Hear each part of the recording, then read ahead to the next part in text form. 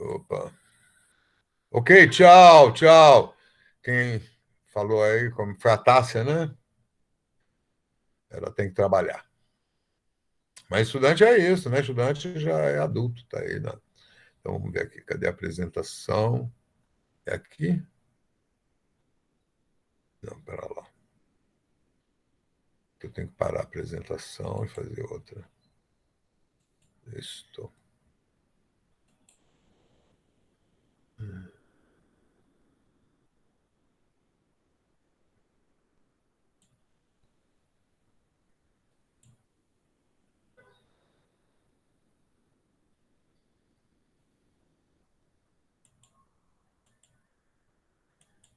Bem, então vamos começar agora a falar do barroco do século XVII, tá?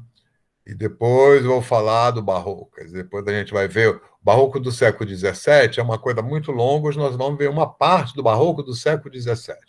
Ou seja, nós vamos ver aqui alguns pintores, que são o Caracci, Caravaggio,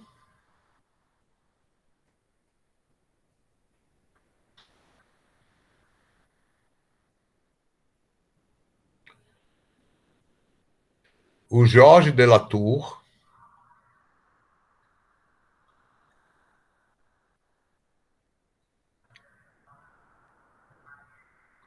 e o Rembrandt. Rembrandt van Rijn, o Rembrandt, né? Vocês já devem conhecer o Rembrandt.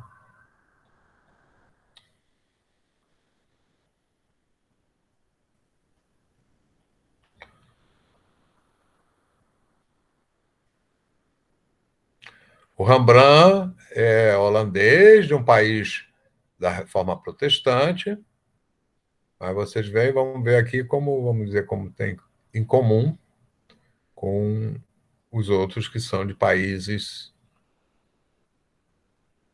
católicos. Uh, né? Repare aqui, né, eu acho que já dá para sentir a questão da luz, né? Como a questão da luz é importante no barroco, né? Aqui com Jorge de Latour é muito claro isso, né? É muito claro. E é, essa coisa, essa importância da luz, essa força da luz, começa aqui com Caravaggio. Caravaggio é criador do chamado tenebrismo. Tenebrismo é isso, né? Isso já começa no Renascimento, já no Baixo Renascimento, no Alto Renascimento, né? A utilização do negro, do escuro, para a criar um alto contraste com a figura bem iluminada, né? Então, um fundo indefinido, mais profundo. Isso não é simplesmente pintar de preto, criar o preto, né? A cor, essa espacialidade, são, é uma mistura complexa, né? A gente vê como uma grande sombra, né?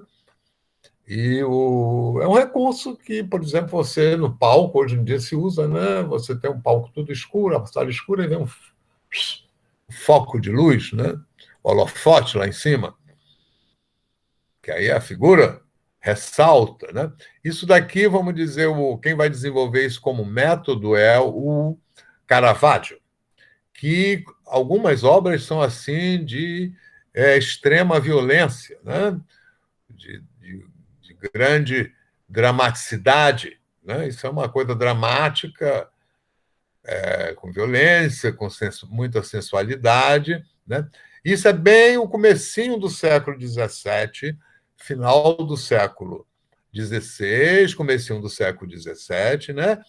E, digamos, as primeiras figuras importantes e que, vamos dizer, representam o barroco é o Annibale Carracci, é um italiano, né? em que a gente já tem aqui todas as características do barroco, que uma é o pathos, né? O pathos é a emoção muito grande, né? É a, o, é, então, né, aqui é uma pietà, a gente sente aqui o sofrimento, né, é visível o sofrimento da Virgem. É uma virgem idealizada, é jovem, é bela, né? Mas também o sofrimento, é só comparar, por exemplo, com a minha Pietà do Miguel Ângelo, né, que é clássica.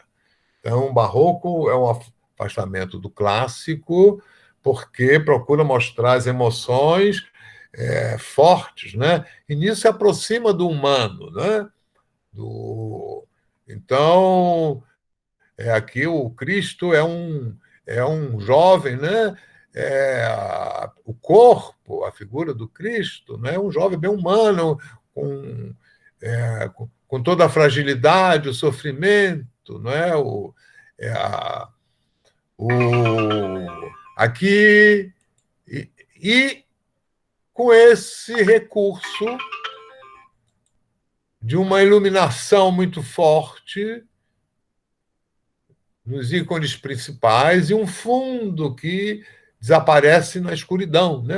É profundo, mas você sente, percebe, mas a escuridão não vê, né? Mas é um fundo que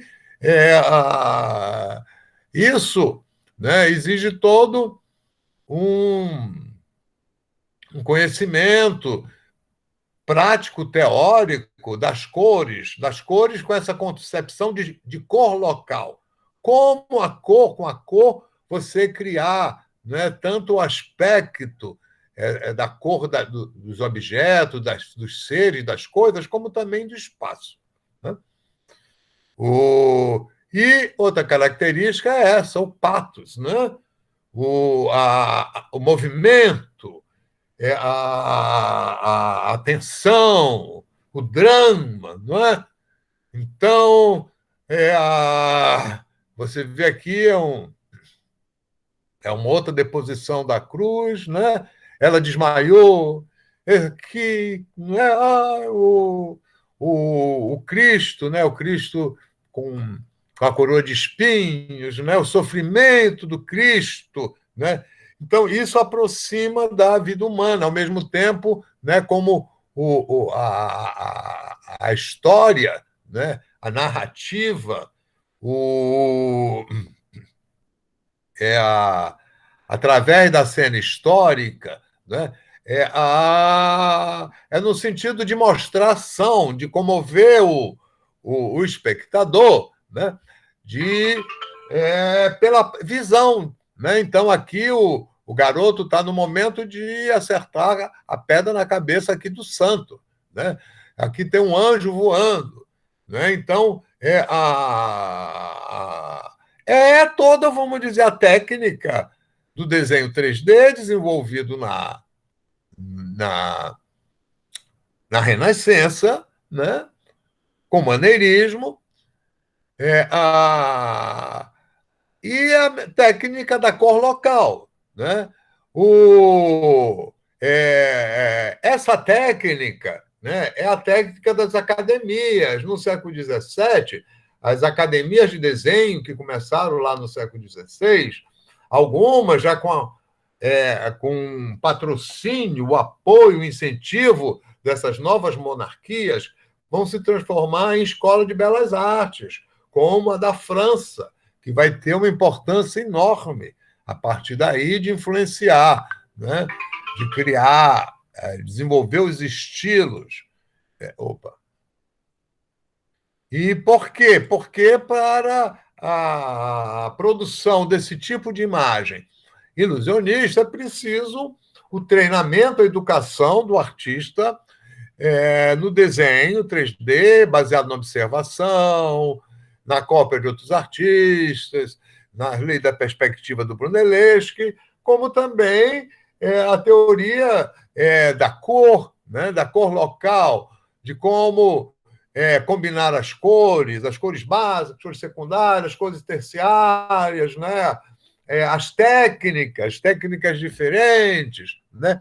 Mas, basicamente, é tudo, vamos dizer, são variações de uma mesma, se a gente quiser, digamos, chamar entre aspas, é uma tecnologia da imagem, né?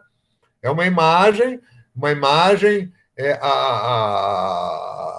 criada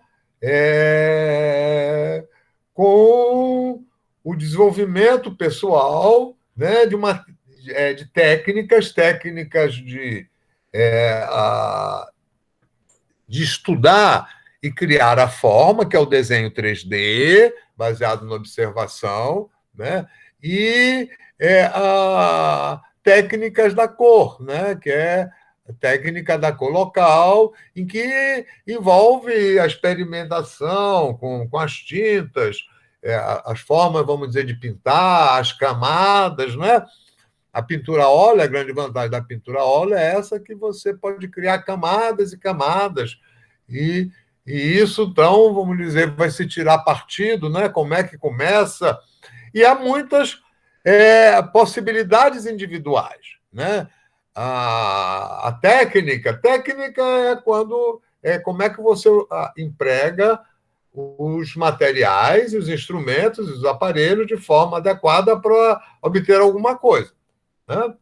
Então, cozinhar é uma técnica. A técnica, né, ela pode ter, digamos, receitas que são teorias, né, como fazer, etc. e tal. Mas, na prática, é uma coisa, vamos dizer, prática que se desenvolve fazendo individualmente, não é? Assim como, né, na cozinha, a receita técnica pode ser igual, mas varia. E aí, e é claro, vamos dizer, as possibilidades da pintura, da arte, são muito maiores do que as da cozinha, né? Que é também uma arte, a arte culinária. O... Mas então vamos aqui, o barroco, né? O, o Caracci, digamos, é um precursor, mas o primeiro grande artista barroco, ninguém pode falar do barroco sem pensar nele, é o Caravaggio. É o Caravaggio, que é um cara, a história deles é muito interessante, vocês podem pesquisar na internet, tem filme, inclusive. Ele teve um fim trágico.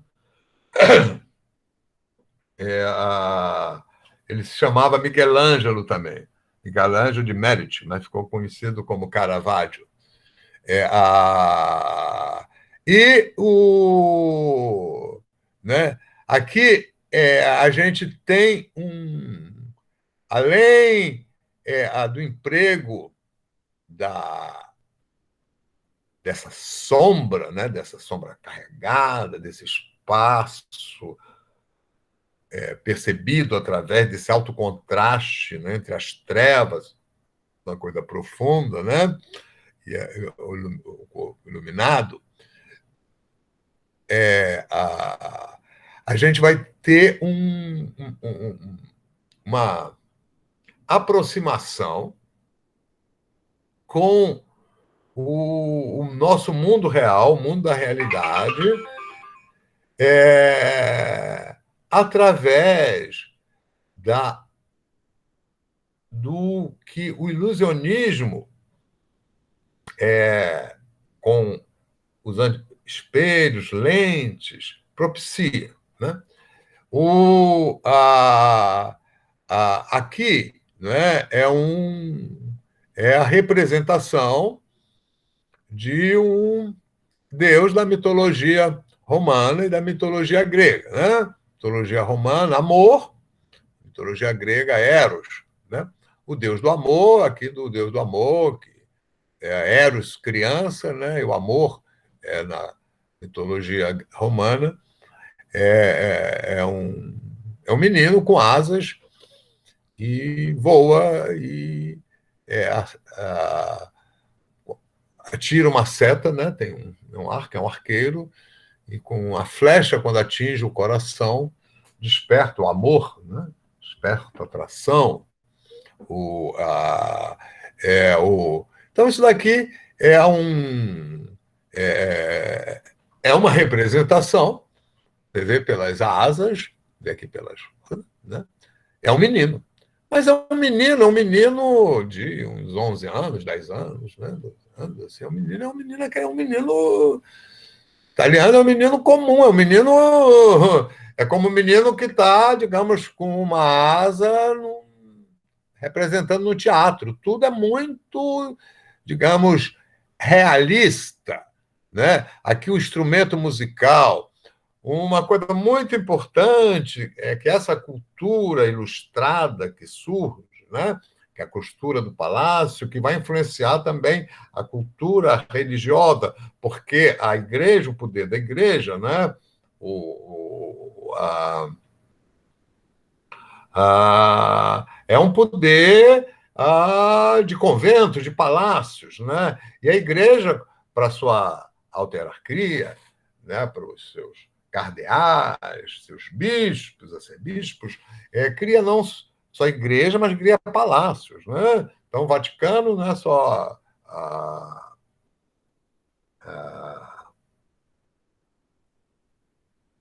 a Basílica de São Pedro, também são vários palácios. O Papa tem um palácio de verão. Esses palácios, né, renascentistas, esses novos palácios, vão ser construídos para a aristocracia das novas monarquias absolutas, para a alta hierarquia da igreja, e também para os novos burgueses, comerciantes, ricos, banqueiros, né? o, nos países protestantes. É, a, e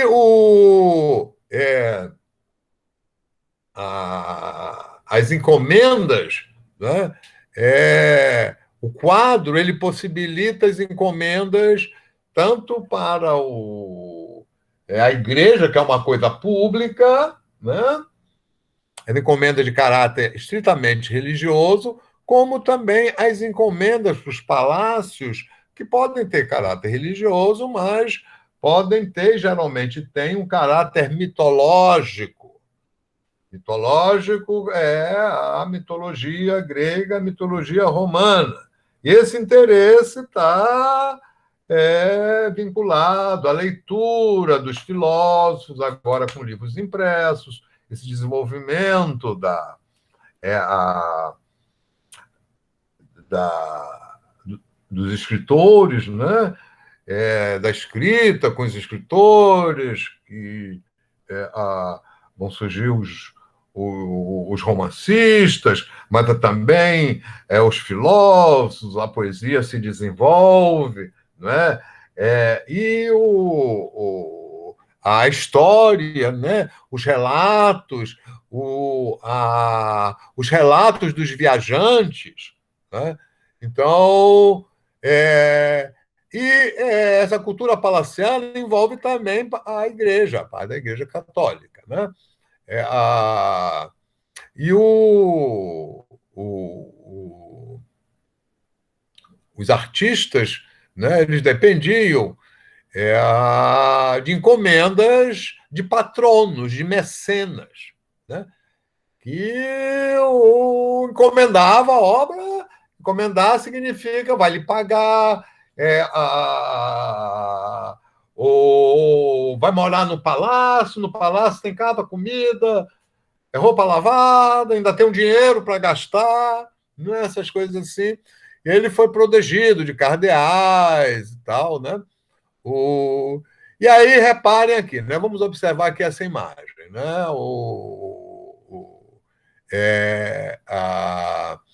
É uma figura mitológica,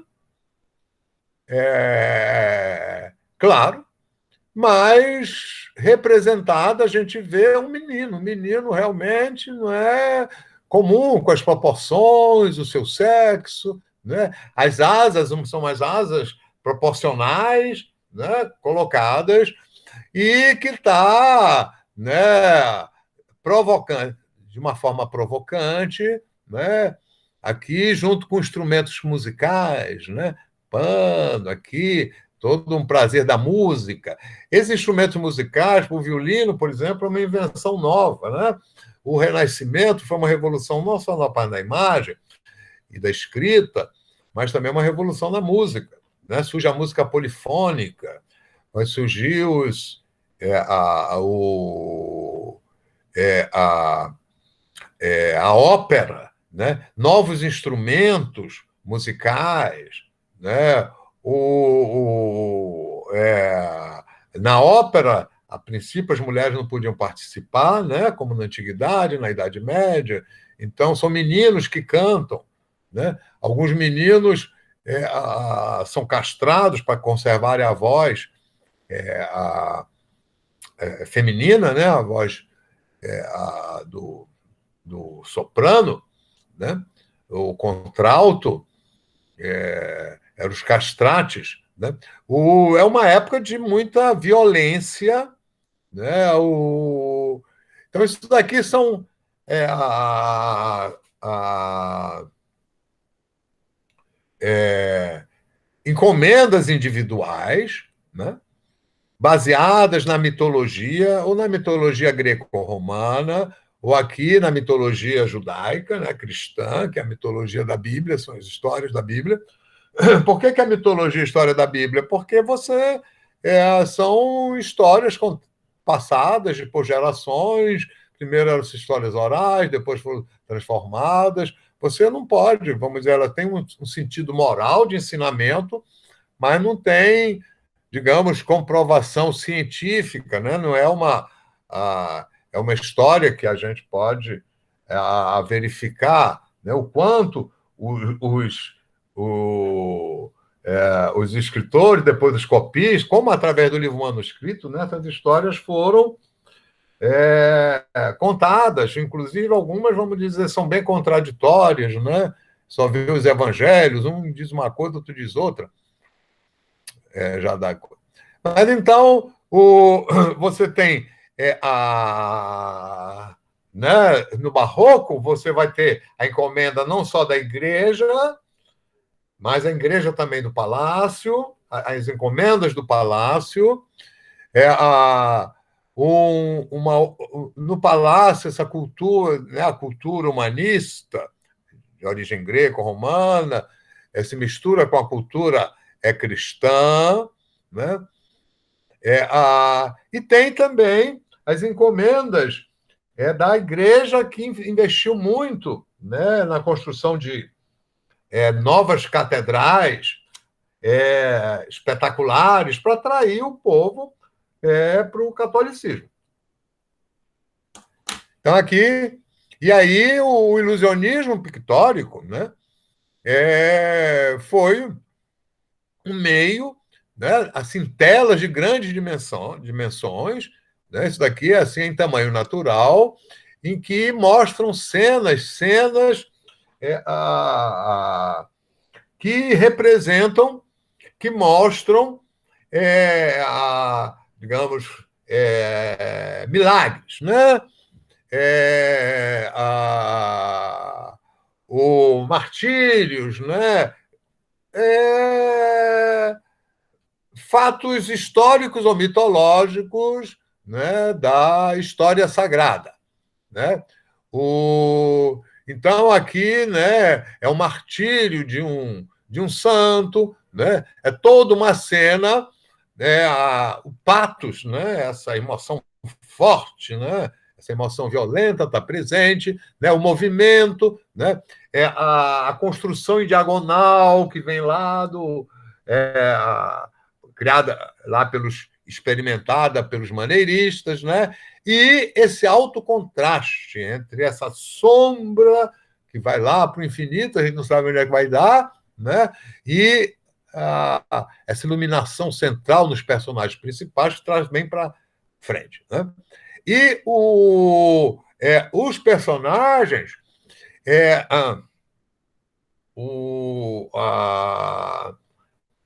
uma coisa muito interessante aqui, né?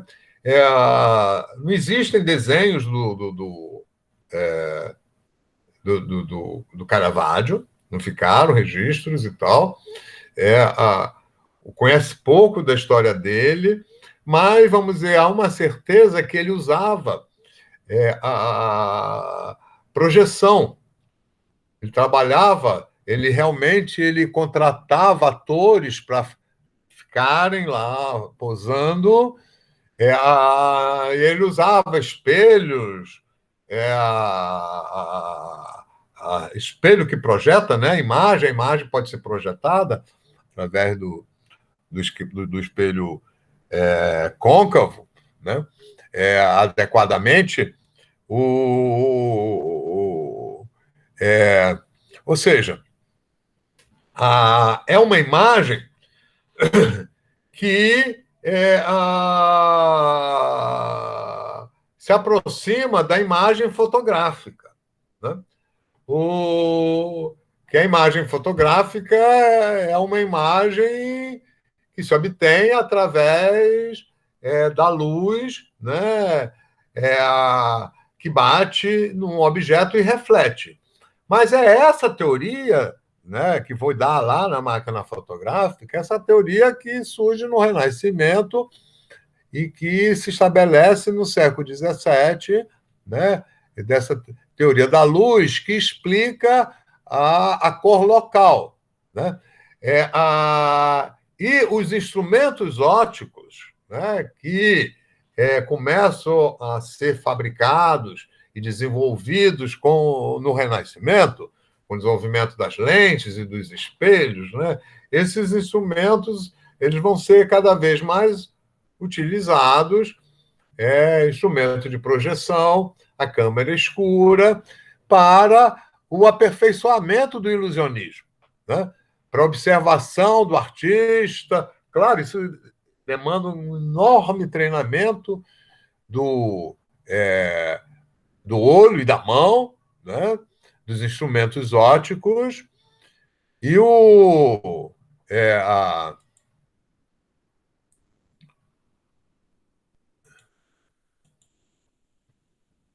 a, o Caravaggio, né? Obviamente, se utilizava de espelhos, né?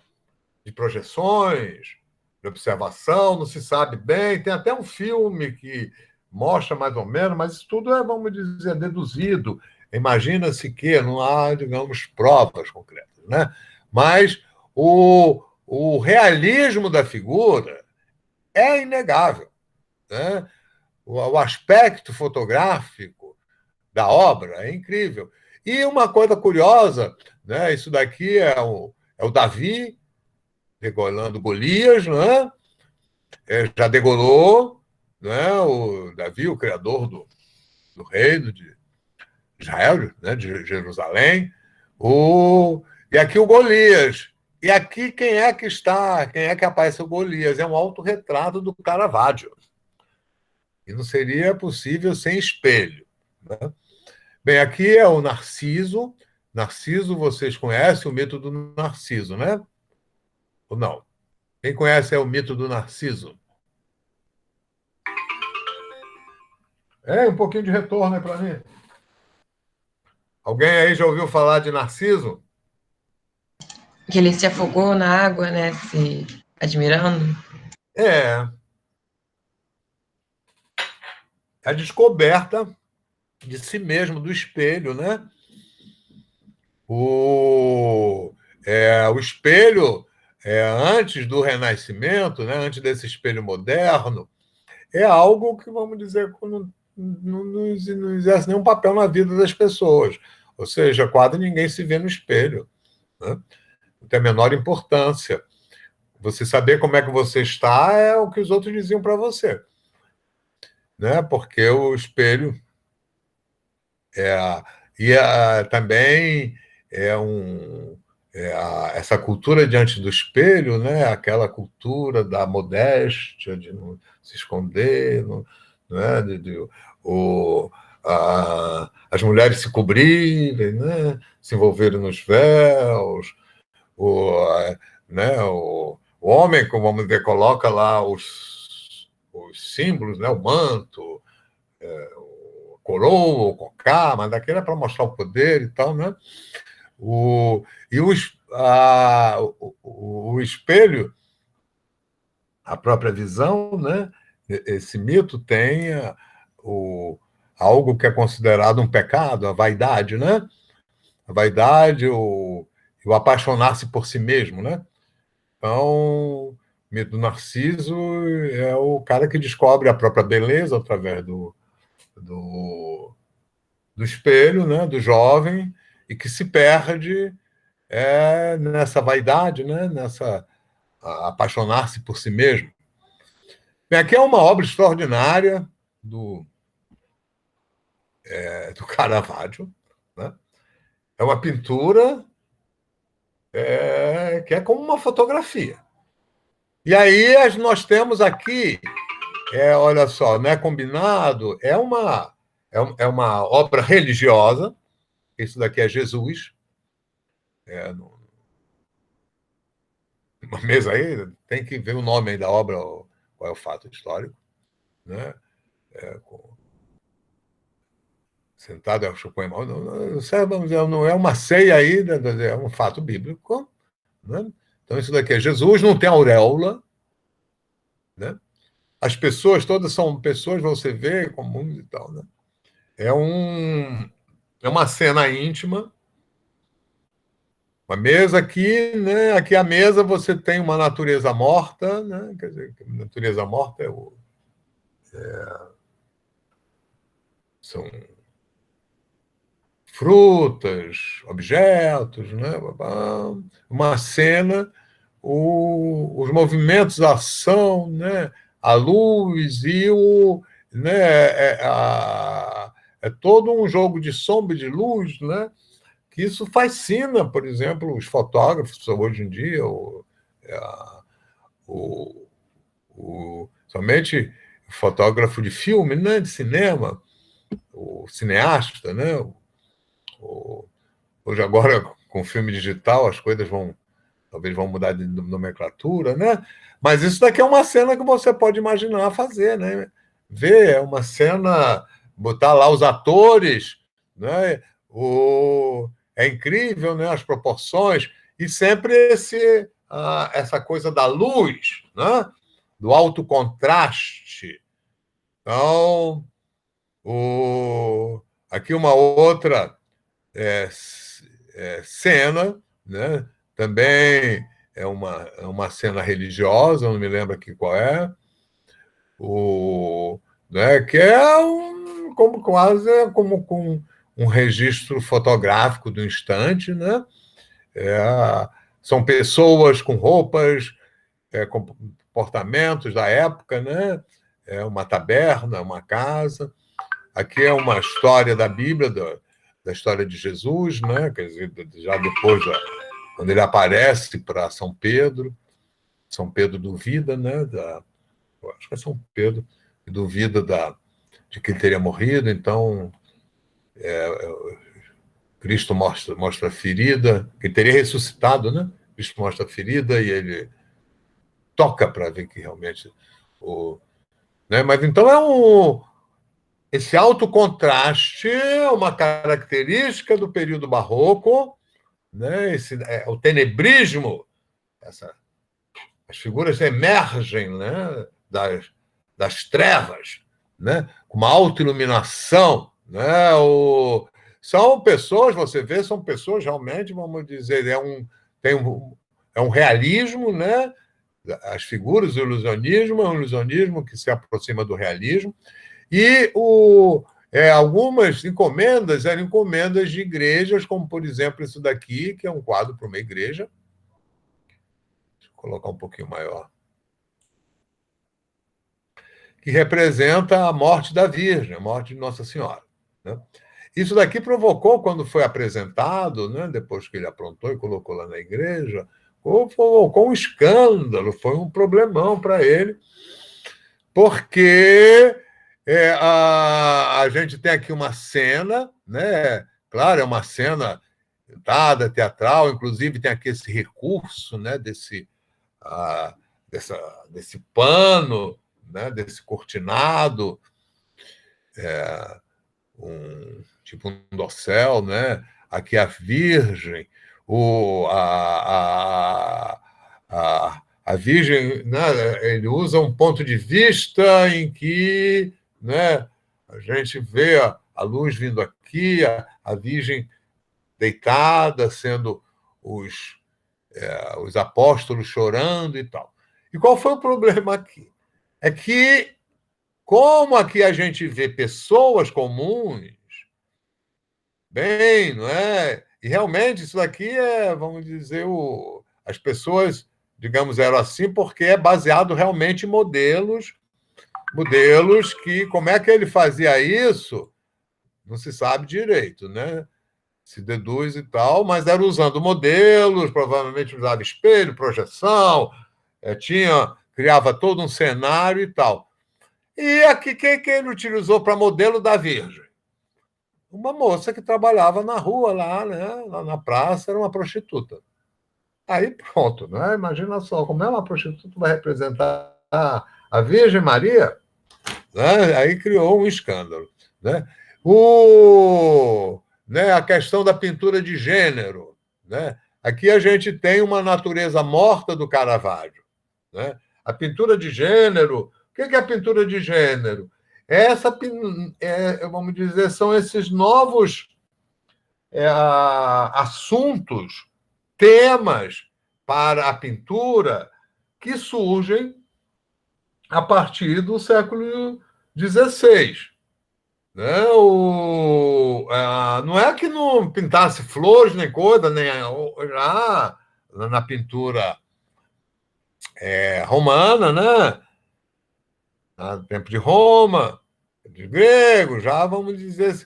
Mas a pintura, se você vê a arte da antiguidade, né, da Idade Média, de todas as civilizações, ela é essencialmente a pintura religiosa, ou de caráter histórico, sempre, vamos dizer, são personagens e é uma narrativa, né? Como aqui, ou seja, o valor estava dado pelo aquilo que se estava representando. Então, o valor aqui da obra, em primeiro lugar, né? Isso, digamos, na visão da época, né? E antes da época, é a história da Virgem. É o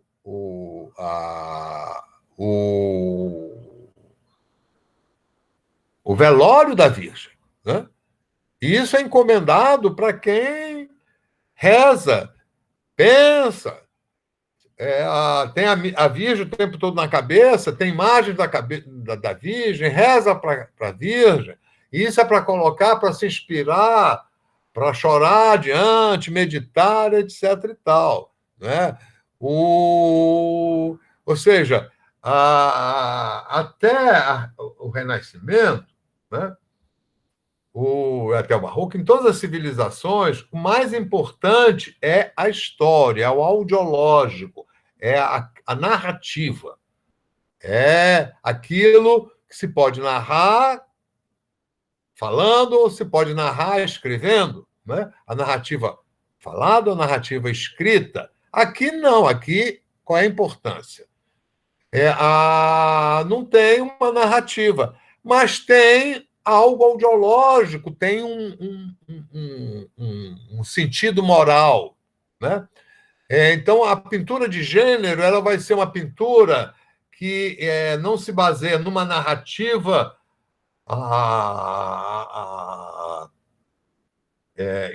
religiosa ou mitológica,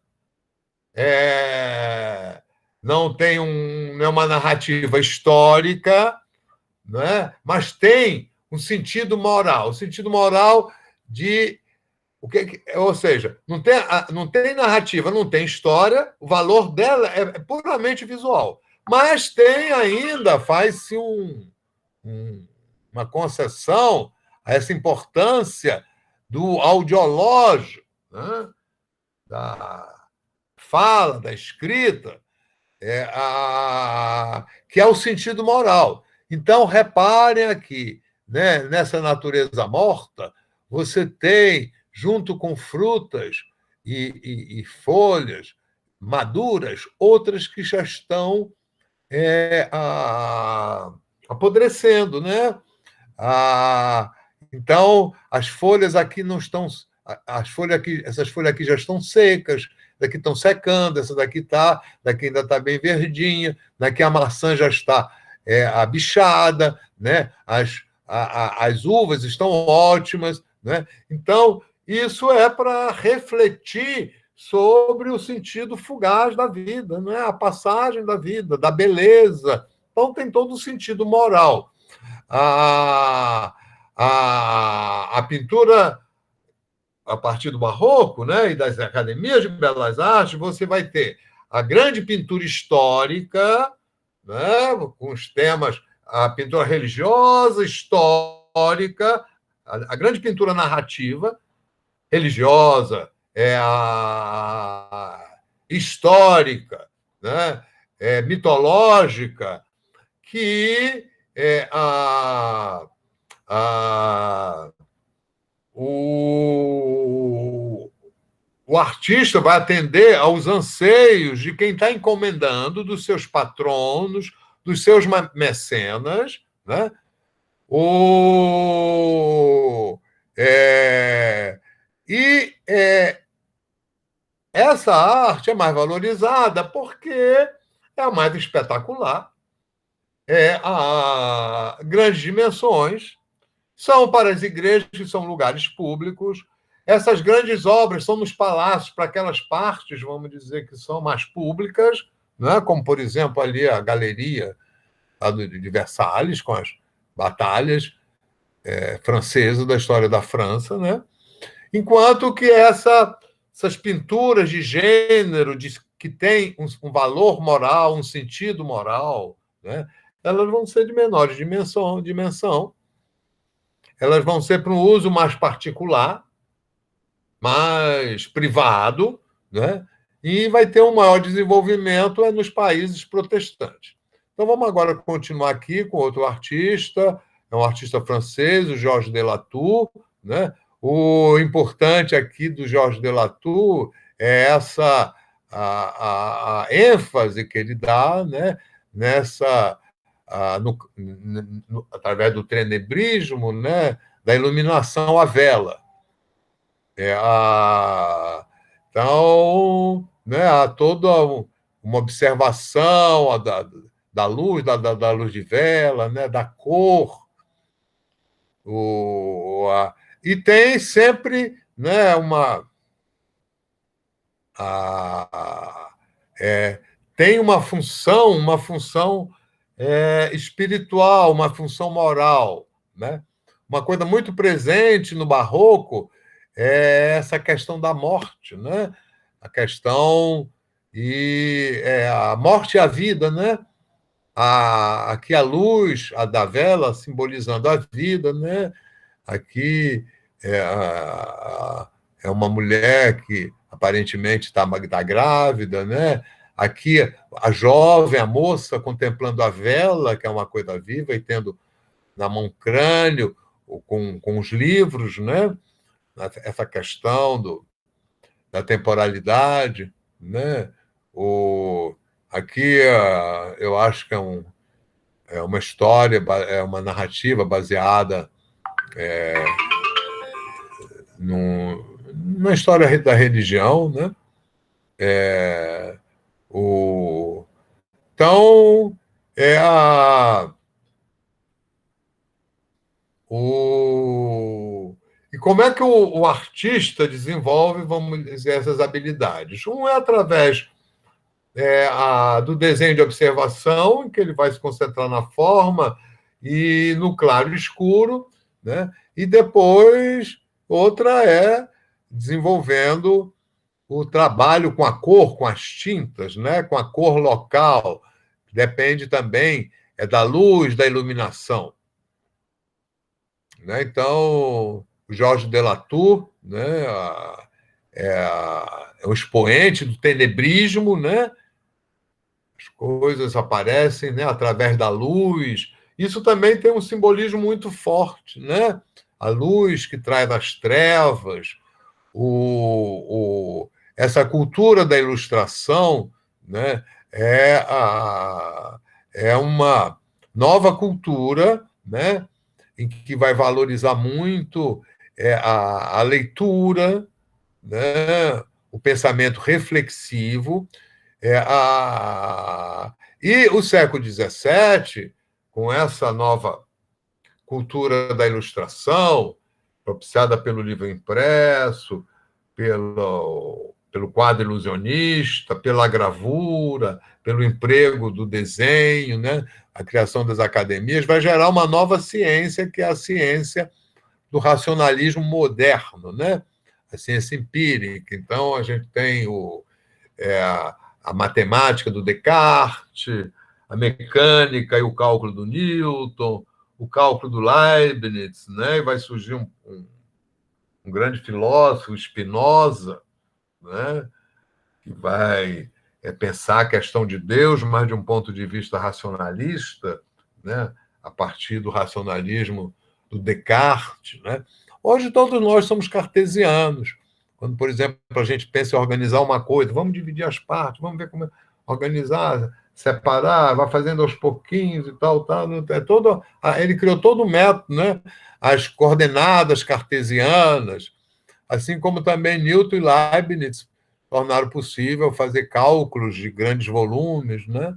O cálculo diferencial integral é fundamental, tanto o cálculo diferencial integral quanto a geometria cartesiana para o desenvolvimento das viagens e para a criação de mecanismos, né? De novos mecanismos que acabaram dando nas máquinas. As máquinas, né? O que é a máquina? A máquina é um mecanismo, mas um mecanismo que funciona, digamos, movido por uma energia que não é mais a energia humana, nem é a força do animal. Então, isso vai ser a máquina, mas então a máquina vem a partir de mecanismo. É só ver lá os desenhos do Leonardo da Vinci. Alguns dos desenhos do lado do Leonardo da Vinci são projetos de mecanismo. O desenho 3D possibilita isso, né? E com as academias, o desenho, em suas múltiplas funções, vai se propagando, né?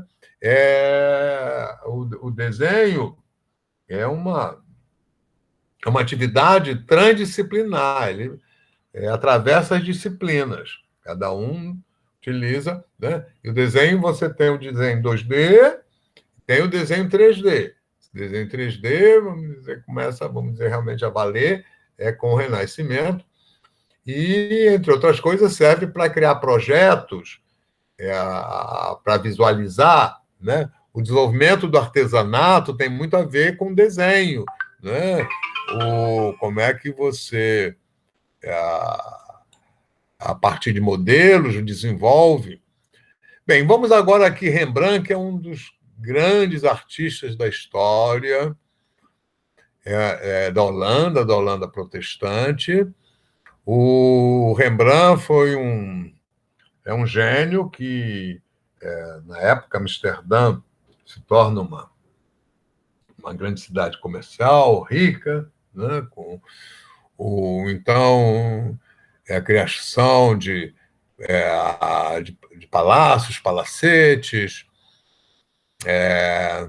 novos prédios, né, linhas comerciais, é, a, e a pintura a óleo, a gravura, né, tem um grande desenvolvimento, né? Aliás, assim, é na Holanda que a pintura de gênero vai frutificar, né? Vai evoluir. E o Rembrandt é um artista, um grande retratista, a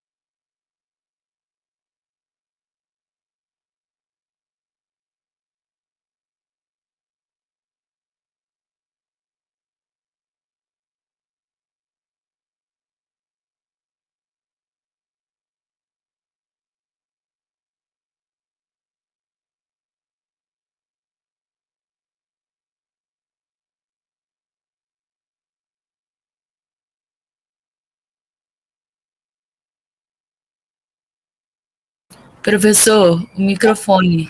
O meu microfone é que quando dá essas coisas. Está todo mundo vendo, ouvindo, né? Bem, eu estou terminado. Eu vou lá. Vamos terminar aqui com o Rembrandt. E o Rembrandt vale a pena. Todos os artistas vale a pena conhecer. O Rembrandt é dos maiores artistas da história.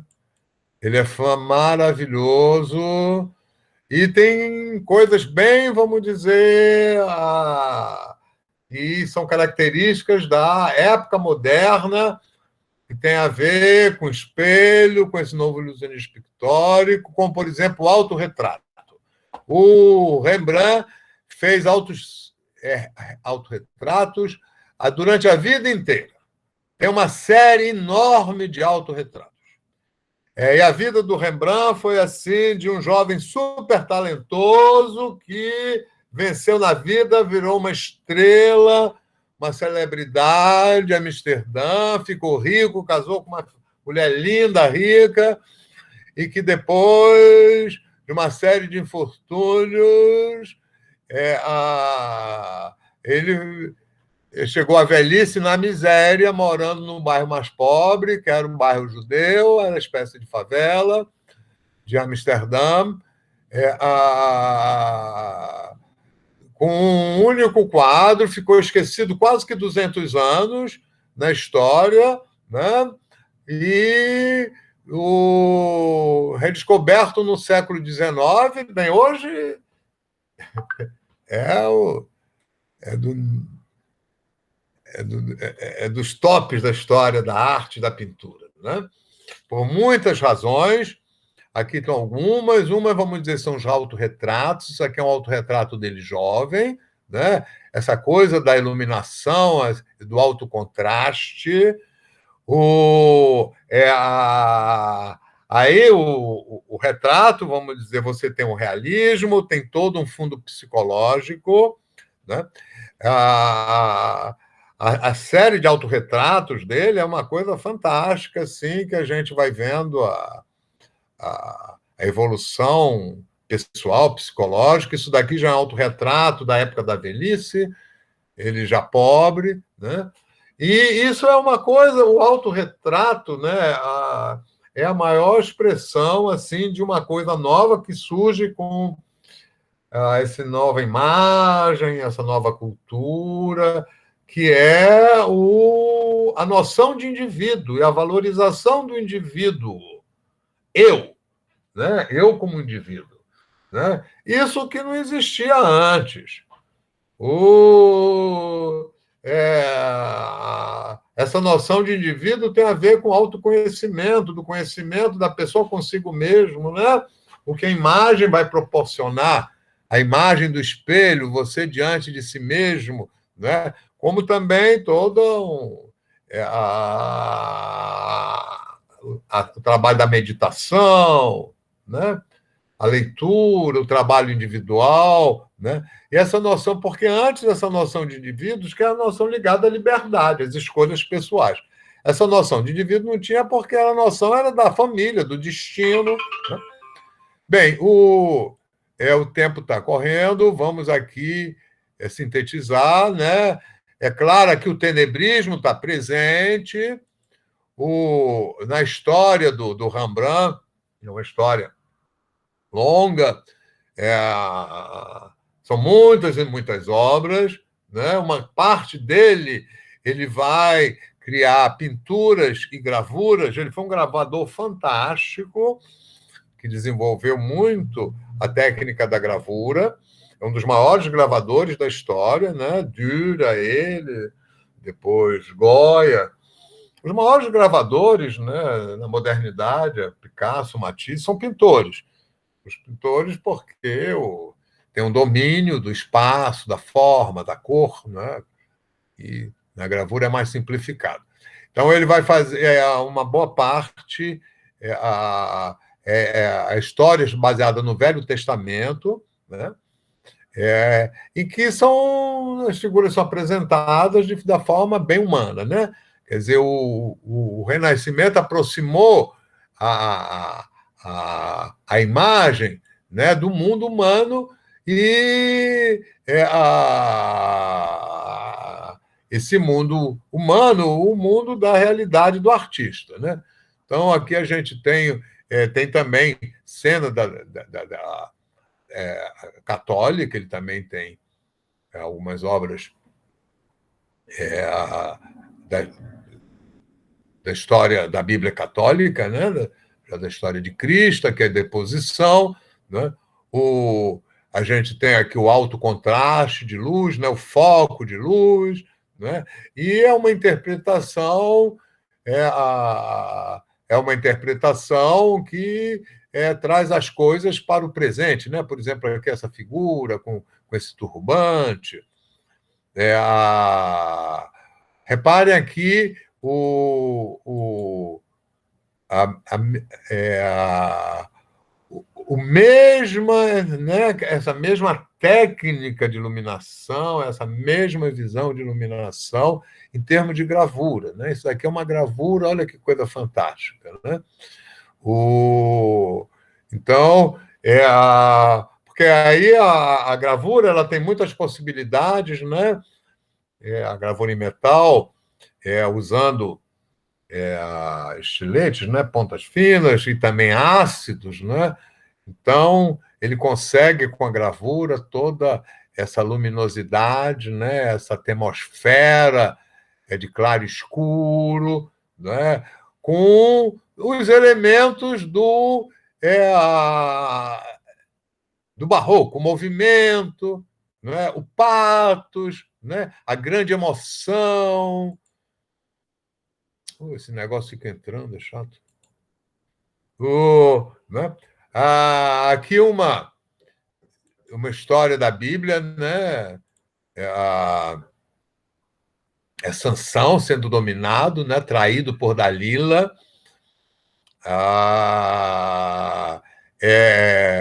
Esse quadro aqui está em Frankfurt. Eu estudei em Frankfurt e lá a Academia de Arte, né? A Escola de Belas Artes, a Stedel, é pequenininha, e fica ao lado do museu. Aliás, o museu foi criado junto com a escola, e bem ao lado mesmo. E esse quadro aqui, ele ficava numa saletinha. Eu, quando cheguei nessa saleta, eu vi esse quadro, tive um impacto enorme, porque é tamanho natural, e aqui esse cara está enfiando o punhal no olho do Sansão, né? Ela cortou o cabelo dele, chamou a Dalila, né? Chamou os guardas, porque a força dele estava nos cabelos. Então, como ele está com o cabelo cortado, os guardas conseguem dominá-lo e vencem furando o olho, né? É uma... Aqui a gente não vê direito, não dá, né? Então, o barroco, né, tem esse aspecto, né, do alto contraste da luz, né, da valorização profundamente escuro, né? Essa aproximação com o real, o realismo, né? O patos, o movimento, né? A natureza morta. Aqui uma natureza morta é um animal, né? A carne pendurada aí, né?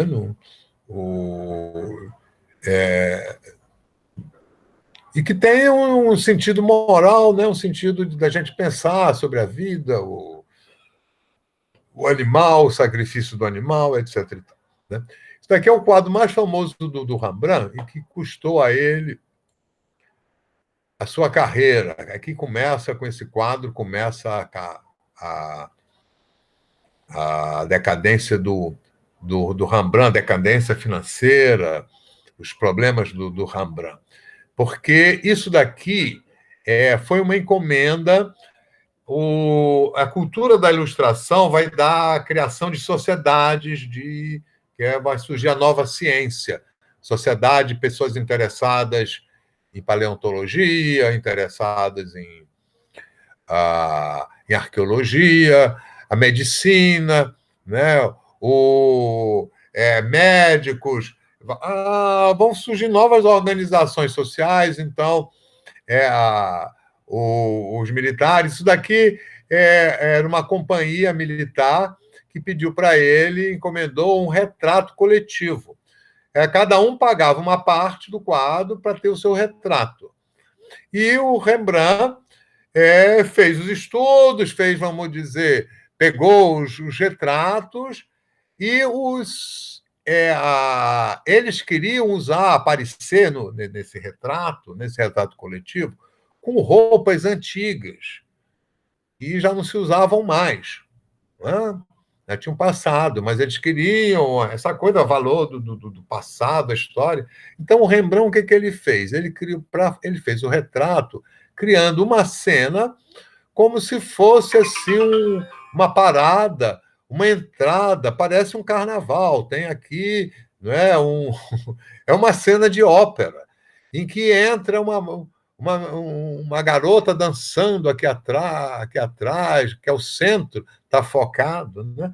Bem, é um quadro extraordinário, que você pode imaginar coisas, mas que tem um certo sentido cômico, só que a sociedade que encomendou não gostou, sentiu ofendido, os caras se sentiram ridicularizados. Né? E aí a partir daí começa uma série de acontecimentos.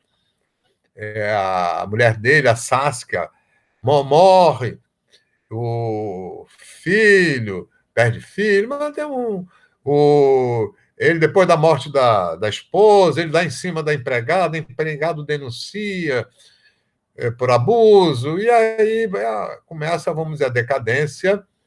Ele continua tendo algumas encomendas até o final da vida, mas morreu pobre e foi esquecido, né? Depois, bem, hoje é o Rembrandt. Olha que maravilha que é essa gravura, né?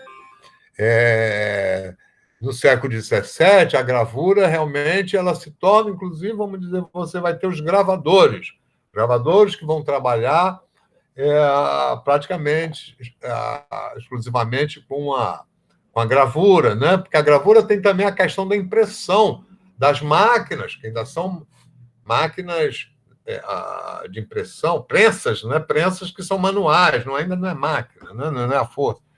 Você prensa um mecanismo, né? A prensa manual, então tem o impressor, né? E, aliás, é assim que funciona, né? A gravura tem os impressores, que são gravadores, mas que imprimem também para outros artistas, pintores, porque, além, vamos dizer, de servir para ilustração, vai servir também como um quadro mais barato. Vai servir, por exemplo, isso daqui é um retrato, né? Dá para ver que é um judeu, um judeu rico, é um retrato feito pelo Rembrandt, que é mais barato do que um retrato a óleo. Né?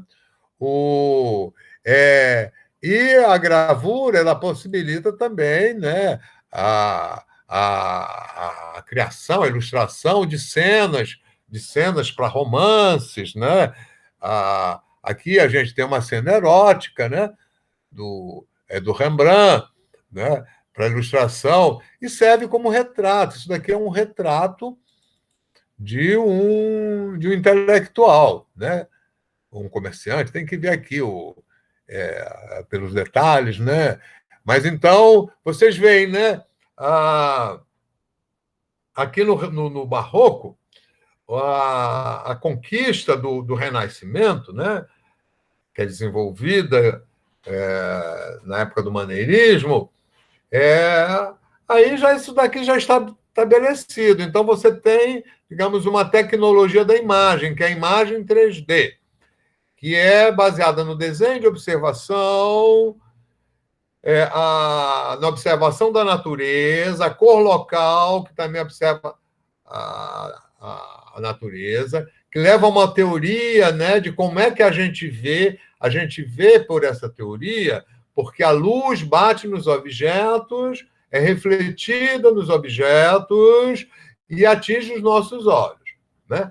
Então, essa teoria, né, é da luz refletida pelos objetos, né, em que com as teorias da perspectiva, né? As teorias das cores, né? Com toda uma educação que é uma educação liberal de nível superior, não é uma coisa prática, mas, vamos dizer, o sucesso depende da prática. A teoria é uma base necessária, né? Que vai ser dada pelas academias, que vão ser criadas de belas artes, né? E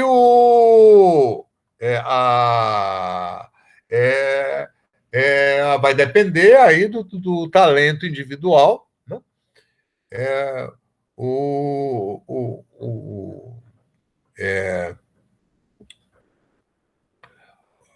O que cada artista pode fazer, né? Então aí a gente tem, vamos dizer, as grandes individualidades. Aqui é o Rembrandt, né? É uma gravura com um autorretrato dele. Ele aqui está no auge, super bem vestido, né? Pois aqui é uma outra gravura, né? Que é uma cena religiosa, que é praticamente a mesma que tem lá numa pintura lá acima, né? Então, isso daqui é o barroco do século XVII. Tem outro aspecto do barroco do século XVII, em que a ênfase é a cor, né? Aqui o colorismo não é muito forte, vocês podem ver, né? Tende o preto, o vermelho, né? O verde, são cores escuras, né? O Rembrandt é tudo cor muito escura, né? Muito sombra, muito marrom, né? Terras, os vermelhos são discretos, os azuis são discretos. Então a gente vai ter uma outra vertente barroca em que a cor é mais importante, a sensualidade. Ok? Então vamos encerrar aqui a gravação.